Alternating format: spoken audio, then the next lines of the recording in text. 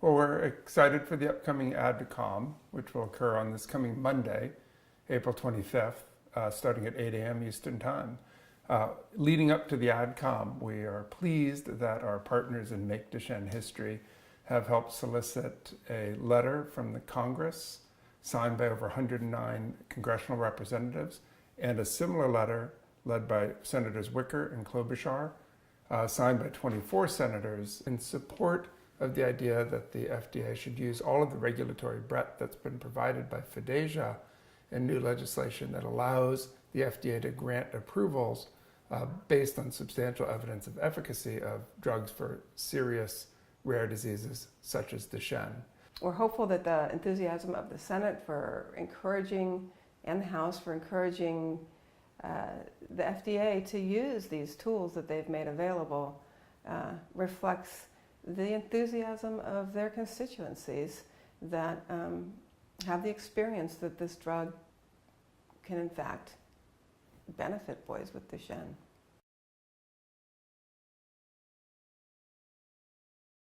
So the crux of the argument being put forward by Sarepta relies on data collected from 12 boys treated now for over 4.5 years with weekly dosing of eteplirsen.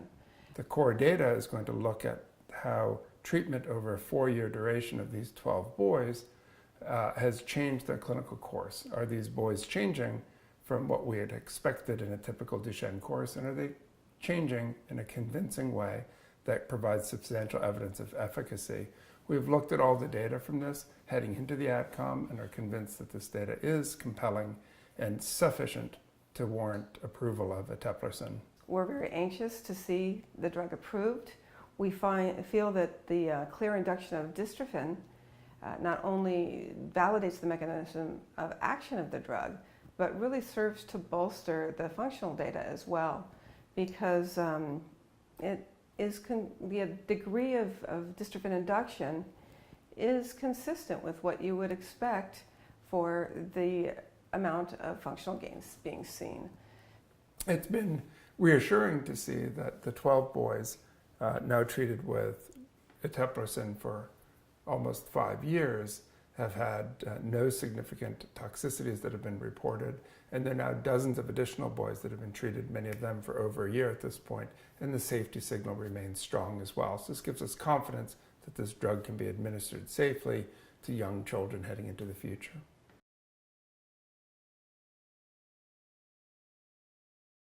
We drafted a letter with 36 other scientists and experts in the field looking through the FDA briefing document, Sarepta's briefing document, and the additional data that was made public in the addendum.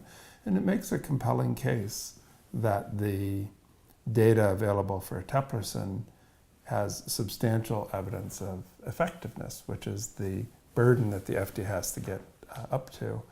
Represented in those 36 scientists are physicians that have seen over 4,000 patients with Duchenne and who have a strong opinion of what they feel the natural history is based on their personal observations.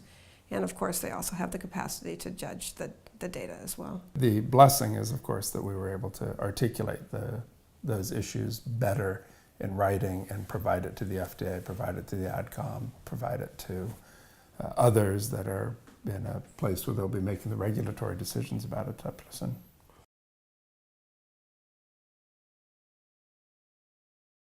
We're excited that we've brought together a number of scientists, families, physicians, and advocacy groups to attend the AdCom and support the evidence of efficacy during the open public hearing.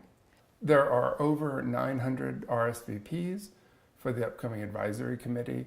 This will make it so there'll be over 1,000 people in attendance observing in person the advisory committee on that day, making it the largest FDA advisory committee in history. That's very exciting for the Duchenne community and makes the advisory committee all that much more exciting to watch and to tune into.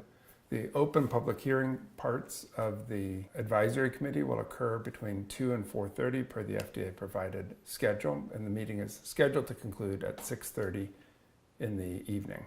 We're excited to see the AdCom and see how it progresses throughout the day on Monday.